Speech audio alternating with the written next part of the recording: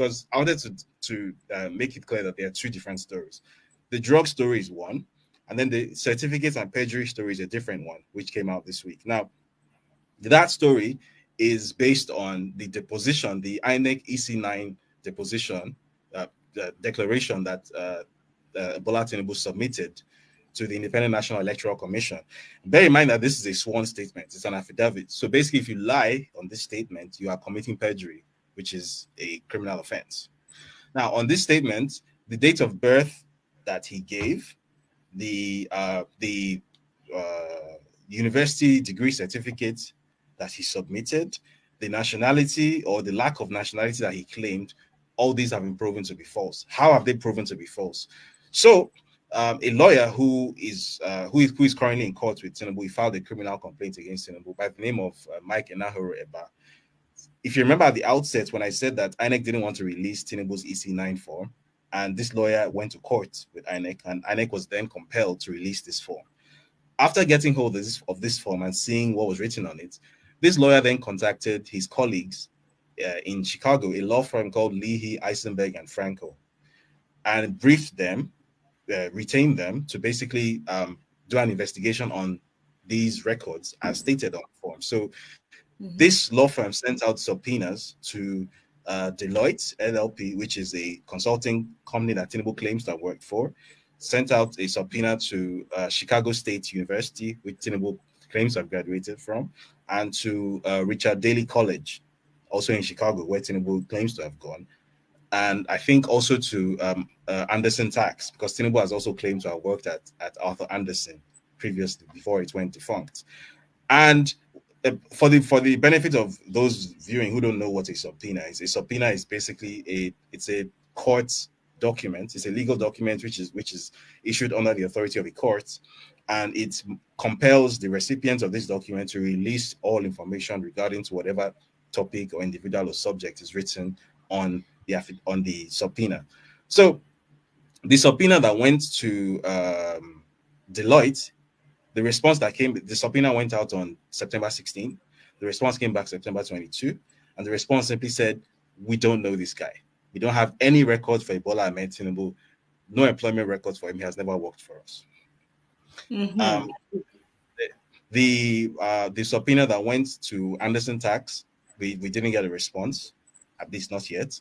The subpoena that went to Chicago State University, we got a voluminous response. Basically, all their records, everything that had to do with the person they had on file, called Bola A. Tinubu. And this was where it got very interesting, because there is prima facie evidence from the records that they submitted showing that the person they admitted, called Bola A. Tinubu, is not the person that we know of today as Bola Ahmed Tinubu. First of all, people have names, similar names, probably. Yes, in fact, apart from No, Adam, I'm just trying to talk to David. What about that? Maybe somebody has the same name.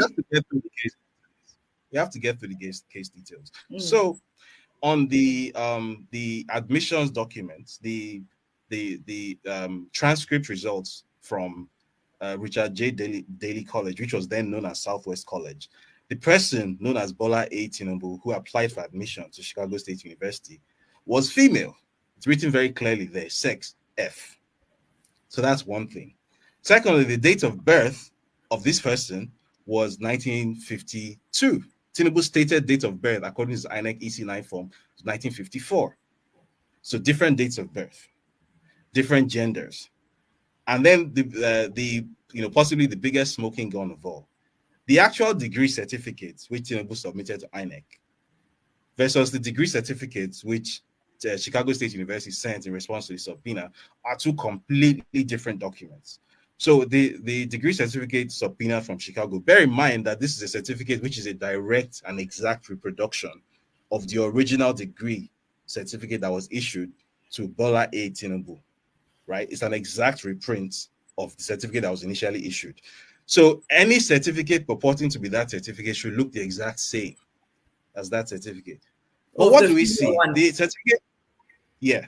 So the certificate submitted to INEC, first of all, the logo of the university on that certificate is different to that which Chicago State University sent in response to the subpoena.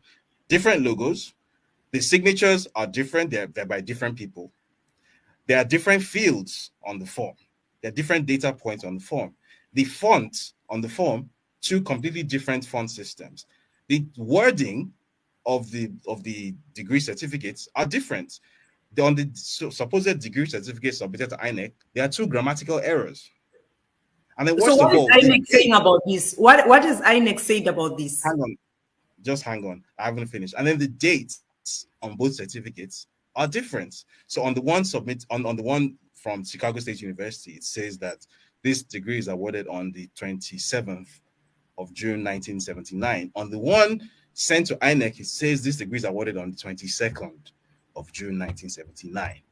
So clearly, the one submitted to INEC is a forgery. It's not the certificate that was awarded to Bola A. Tinubu. Now, what makes it worse when you drill down further? I don't know how long you spent reading the story. When you do a little, just a very small online search, like you literally just search fake Chicago State University certificate on Google. Very basic. This is not an investigation. 1 inch deep kind of research. You come across a repository on a website called Pinterest. I'm sure you know what Pinterest is. And you find a picture repository belonging to a platform called diplomamakers.com. And in that repository, you see a template fake certificate for Chicago State University that is an exact replica of that which Tinubu submitted to INEC. The same font, the same grammatical errors in the wording, the same layout, same everything. It's just instead of insert name here, which you will see on the template, you see Bola A. Tinubu on the one submitted to INEC. And that. So clearly, Bola Tinubu or somebody working for Bola Tinubu went and used a service called diplomamakers.com, which makes fake degree certificates, printed out a fake degree certificate purported to be from Chicago State University for reasons best known to him, and sent this into INEC. Now you asked, what is INEC doing about this? First of all, it's in court because obviously criminal activity has taken place. Perjury, forgery, these are crimes in Nigeria. So there's that. Secondly, INEC on its own does not have power to do anything. And I'll explain what I mean by that. Now, under the electoral law, the only people who can go to court to try to get Tinubu disqualified as it stands now are fellow contestants. So either a contestant from another party or somebody who contested the APC presidential primaries with him. So an ordinary citizen cannot go to court to compel INEC to disqualify him. INEC on its own apparently does not have the power to verify certificates or to disqualify candidates. Only the courts